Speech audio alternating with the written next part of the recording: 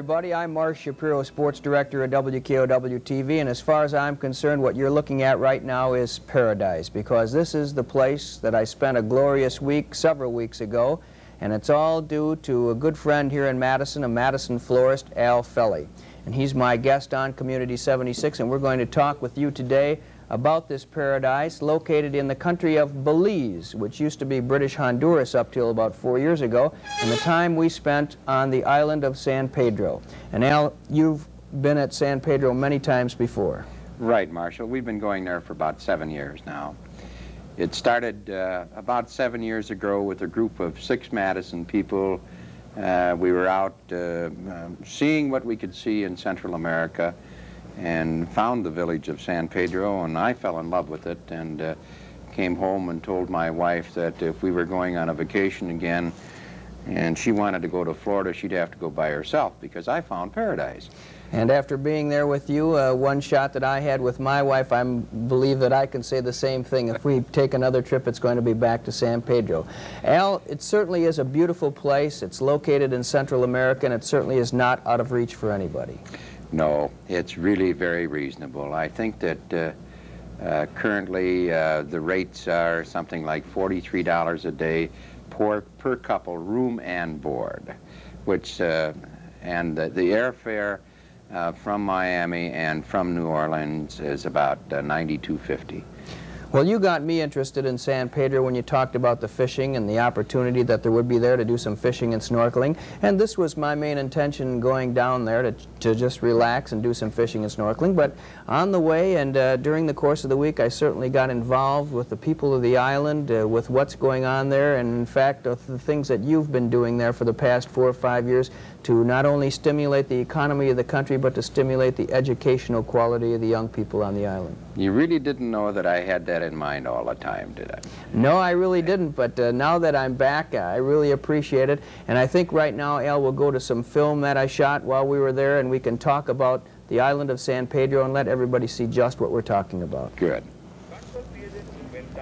Well, this is our boat trip that we took from the mainland, from Belize City, 36 miles to the island of San Pedro, which is located on Ambergris Cay, which is just south of the Yucatan Peninsula. About how far south of Mexico is that, Al?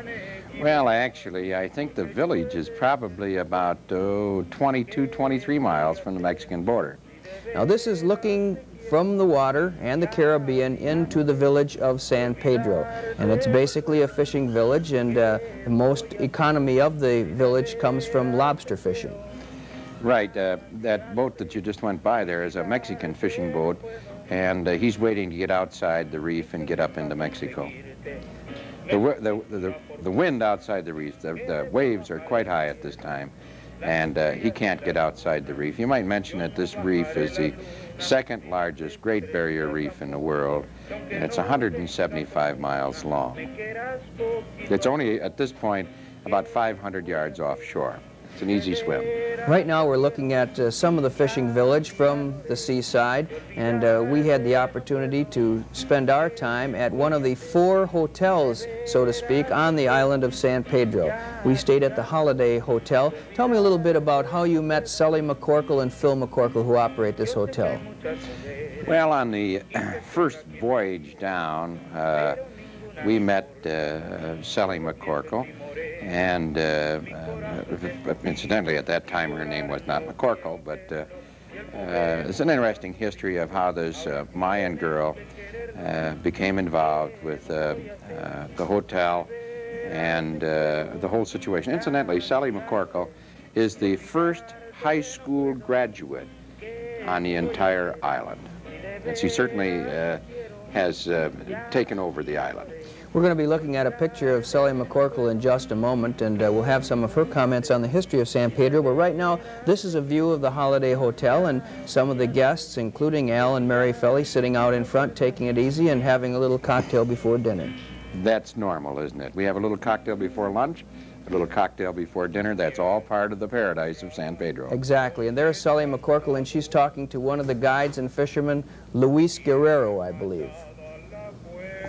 Now, Sully, of course, is the matriarch, so to speak, of the island, and I had a chance to visit with her, as you know, Al, and she discussed with me a little bit about the history of San Pedro. in the beginning, it was just fishermen. They used to come from the mainland, and they used to have little huts and traps, fish traps, and they used to stay here for a month to take care of their fish. Then after that, they started bringing their families, and these were mostly Maya Indians. Then after, there was some kind of revolution in Bacalar in Mexico, and quite a bit of the people moved over here. And then they started populating the island. But up until, let's see, 1965, when we started the hotel, this was strictly just fishing. There was nothing else here. There was no electricity, no outboard motors. All the boats were sail, and then so that like most of the people are probably in Mayan and Spanish and probably a few European descendants. They're supposed to have been. They claim that there are a few pirates landed here, and probably that account for some of the people that you see with blonde hair and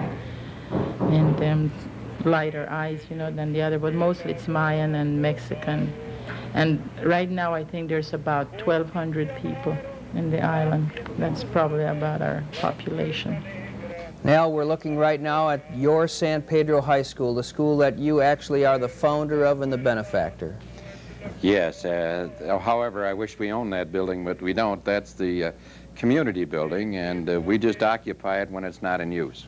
Right now we're looking at a church that sits right in the middle of town. There's no roof on it. It's been like that for about 5 years or so, and I asked Sully McCorkle to comment on the unfinished church. The funds for the church were raised by the people of San Pedro by having fairs and going around collecting money.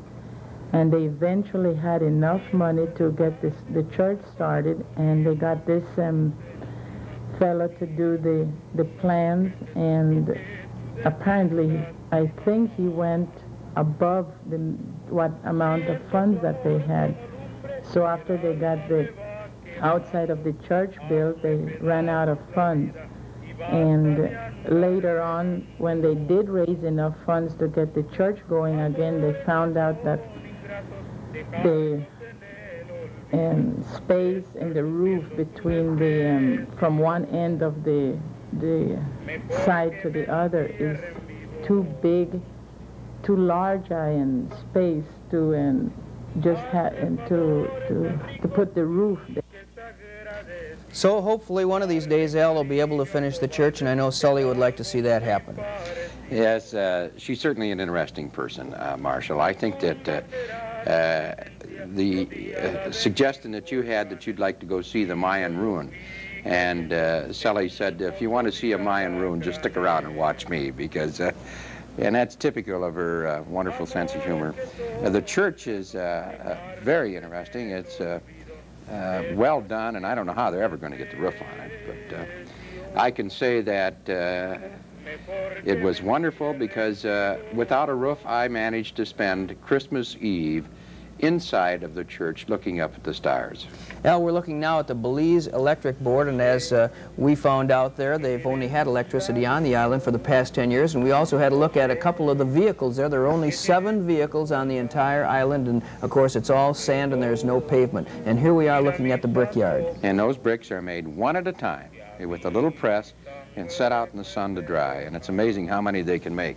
Now you have a little story about a young man who works in that brickyard. Yes, Orlando Trejo is the only student that we had for school who was on a full-time scholarship. His parents really didn't want him to go to school at all, so Orlando would get up about 4 o'clock in the morning, and he'd set the sand out on one side and the concrete out on another side and get the water all set and start mixing the cement so his father would allow him to go to school. And interestingly enough, he was not necessarily the best student we had. I don't know how he did it. He was so tired all the time. But he was the president of our student council and also won a scholarship that we took down with us from the West Madison Optimist Club, and took it down for him to go to technical school. This is Narcissus the barber. It's close to his real name, although my Spanish is not very good. But when you see his barbershop, you'll realize that he's a real flower on the inside of his barbershop. It looks like he doubles as a fisherman also. Yeah, that's his grandchildren. He doubles as most everything. Marshall, notice the number of sailboats that are in. Almost all of the boats have been pulled up on the beach because lobster season is closed and won't open again until the 15th of July. And they've got all the boats up on the beach, and they're cleaning them and caulking them. And you remember, well, look at the turtle there. That's certainly a celebration when they have something like that. It's a change from the diet of fish. I might mention that there is virtually no meat on the island, and all of the meals that we had were seafood, shrimp, lobster, and the lobster snapper, traps. And those are the lobster traps that they're readying for the lobster fishing. Now look at the conch shells. Lots of conch. Conch is a tremendous export out of the island. The conch itself is so plentiful that they haul a dugout canoe behind them, and they wear a diving mask and walk along the bottom and waist to shoulder deep in water, and sometimes they'll pick up 4 or 5 of those large conch every minute. Here are some of the fishing nets on the far side of the island. We might mention there actually are 2 sides and 2 bodies of water that the island faces. Yes, it's quite narrow. The island itself is about 27 miles long, and really of usable land, it would only average a few hundred yards wide. Al, originally San Pedro, the island, Ambergris Cay, was a coconut plantation, if I'm not mistaken. Right. It was owned by the Blake family. And there's a long English history, of course. Incidentally, Marshall, your Terry Kelly was certainly beneficial to me last year when Carmen was going on. Carmen was scheduled, you know, to go right over the top of San Pedro. And at the time, Carmen was coming up against the island here. Now, the maximum elevation here is 2.5 feet. And when Carmen came inland, they were talking about 15-foot tides and 40-foot waves. Can you imagine what this would have done to this village? Well, we're looking at some buildings right now, and they're all built up off the ground. Usually there's nothing in the first story at all, and everyone lives on the second floor. And I presume that this is because of a possibility of a tidal wave that may sweep across the island and water everything down. Yes, that happens at times. Although, when Carmen finally went north, and the south side of a hurricane is not nearly as dangerous as the north side. Actually, the only thing they lost was practically every pier on the island and about 4 feet of shoreline. Al, I think I was really impressed with the people of San Pedro, the San Pedranos as they're called. They're super friendly. There was absolutely no anti-American sentiment at all, something that seems to be prevalent in many of the islands of the Caribbean. And with the 600 children in a closely knitted area, Marshall, did you hear one of them cry? Not a bit. Not a bit. They're the happiest people in the world. I've never seen such sincere and open people and such honest and friendly people. They're really amazing.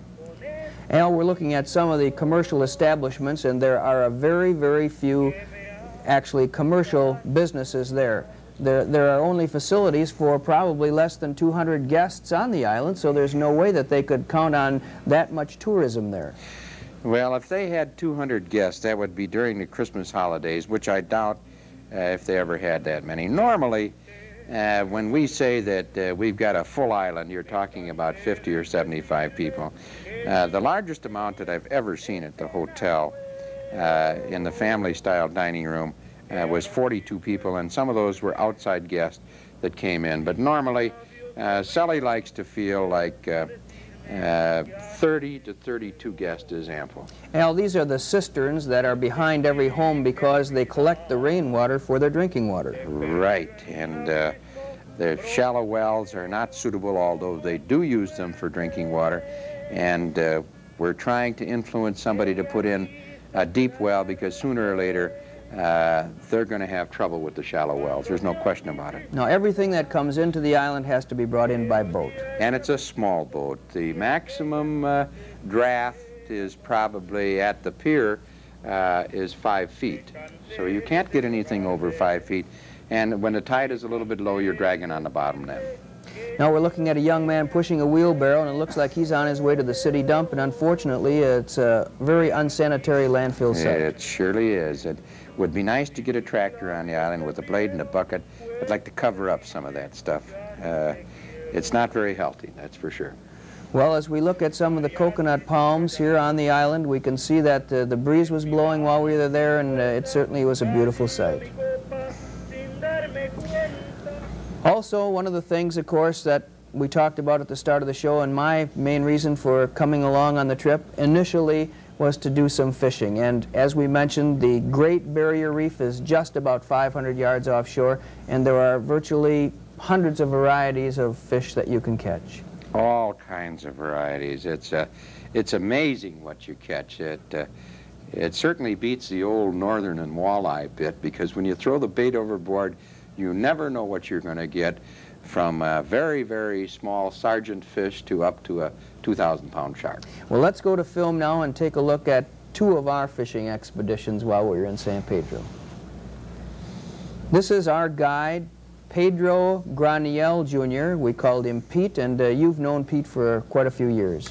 Yes, I was the first person that Pete ever took out as a commercial guide, and I've been with him from a month to 2 each year, and I have to regard him as a very close friend. As a matter of fact, his first child he named Alfonso. That translates to L, huh? Yes.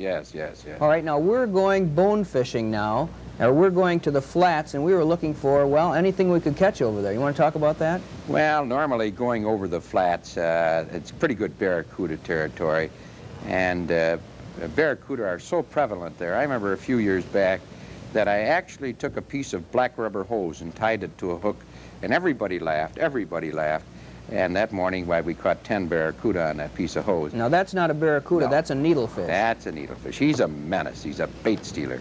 And you can see why they call him needlefish. Look at that mouthful of needles. Boy, they are something else. Well, I noticed that Pete didn't get his hand too close to the mouth there. No, you don't. And he doesn't want any part of that. That's either. for sure. We threw him right back in.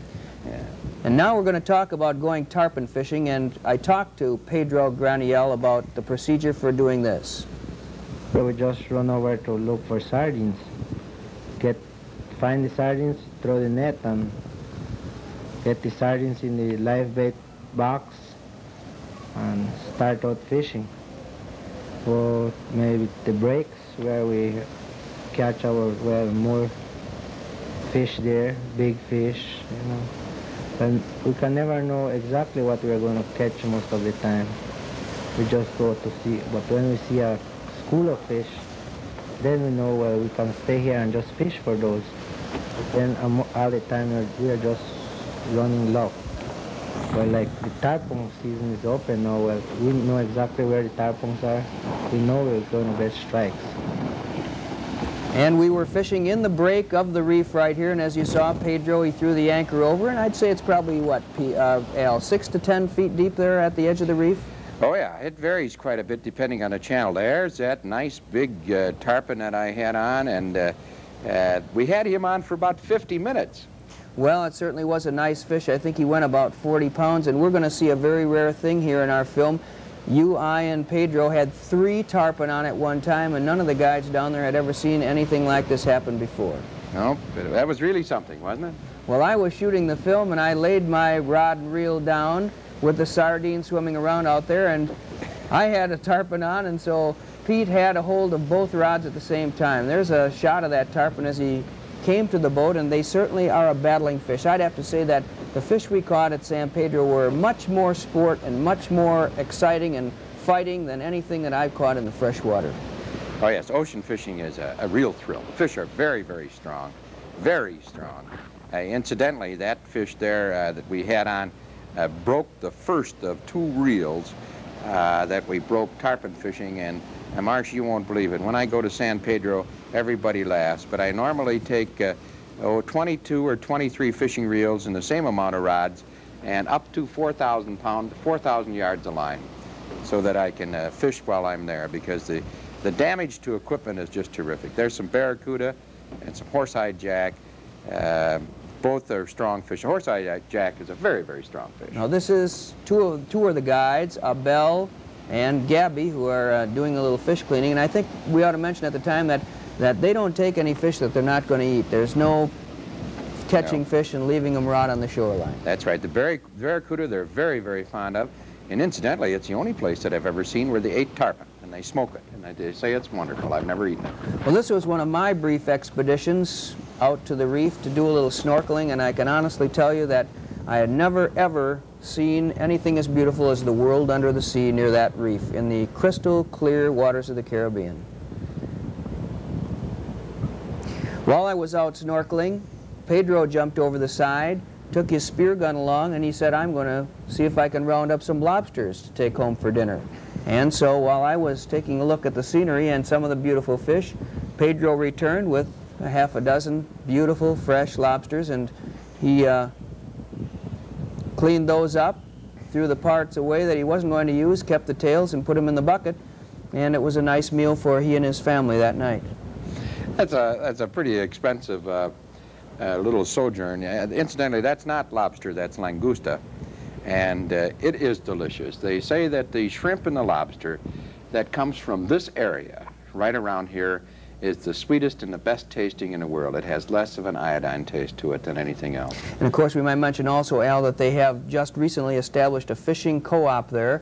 So all of the men that go out fishing and catch the lobsters bring them to the co-op, and then they're marketed in Miami and New York through a broker, and this is actually the economy of the island. Very much so, and it's a well-run and well-organized cooperative. Actually, last year, about $1,400,000 BH dollars, which would be about roughly $700,000 in U.S., coming in new money to the country of Belize. San Pedro itself is probably the wealthiest community in the entire nation. Right now, Al, we want to move into a segment of our visit, and of course a segment of our discussion, probably the part that's the dearest to your heart, and that is, of course, the education of the youngsters of San Pedro. We're going to take a look at the grade school, some of the equipment there that's been provided by you through your efforts in the Madison Public Schools and obtaining desks and books and things. Why don't you talk about that? Well, it's a start of a program that we started 5 or 6 years ago, Marshall, and it came about when my daughter Ann tried to not do her math assignment when we were down there, and forgetting her protractor, and we went over to school and asked whether or not there's a possibility that she could borrow a protractor, and they said yes, she could have it between the hours of 1 and 3 each day. That's when it wasn't in use, because that's the only one that they had. And that initially led to a conversation which got involved in the fact is that could we help them start a school? And since that time, we've been able to send down some 22,000 pounds of books and 100 school desks. Notice the school desk in those pictures there. I think one of them, Marshall, had your name on it. Well, I think I recognized one there from my old days at Longfellow School about 25 years ago. But I'll tell you, it was really nice to see that those children really appreciated the equipment and the books and supplies that, through your efforts, have been supplied to the people of San Pedro.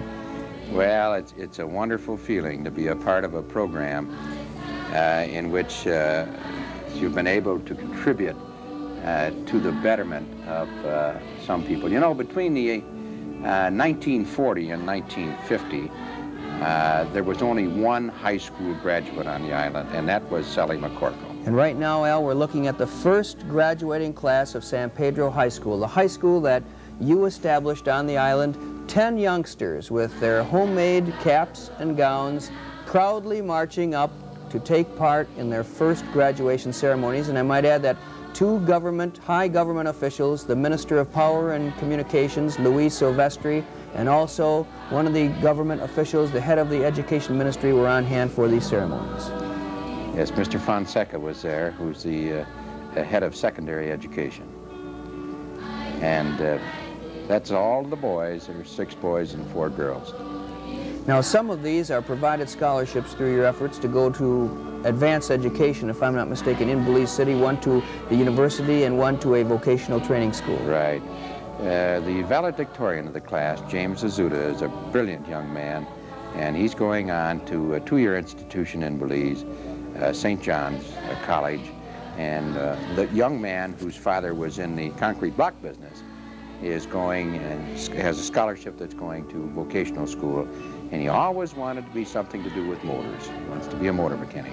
And that's Louis Silvestri, the Minister of Telecommunications and Electricity, and Miss York, who is the Dean of St. John's College. Louis Silvestri's been a wonderful friend of ours from school. He originally was the Minister of Secondary Education and Housing and Labor.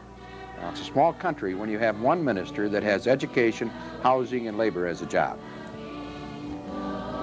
And Mr. Silvestri was one of those who delivered an address, and it certainly was a proud moment for him and for all of those assembled there to have that first graduating class. And in just a moment, I know that you're going to be very honored to see that you also were asked as a benefactor of the school to be one of the speakers at that first graduation ceremony. And I know that from the look on your face during the time you were giving that speech, it was indeed one of the proudest moments of your life. It certainly was, Marshall. That's one of the things that I really wanted to see before I called it quits, was to see that first graduating class come out of school. And a tremendous amount of effort, and I don't know what we're going to do. These young people here are all such good friends of mine, and we were very fond of one another. I don't think there'll ever be another graduating class like the first one. Well, they came outside afterwards, and there are Sully and Phil McCorkle walking down the steps along with you, congratulating the graduates following the graduation ceremony. Isn't that wonderful? Just wonderful. Al, how are you going to go about collecting some more funds and things for the island? Oh, just keep working at it, Marshall. It seems as though it always seems to come. In reality, the project sometime will, in the near future, will in reality draw to a close, because of course the idea is to get the school started and let them continue on as a project, something without outside help. We have had some people who have really given a lot of help, and by the way, one of those is, and I don't want to get political tonight, but has been a friend of President Ford. He certainly has been a benefactor along with that, and provided us with an in obtaining an absolutely essential Peace Corps worker, and giving us the ability to graduate our class this year, because actually we could not graduate a class, a high school class, without having one college diploma present. And the Peace Corps worker is the only college graduate we have on staff.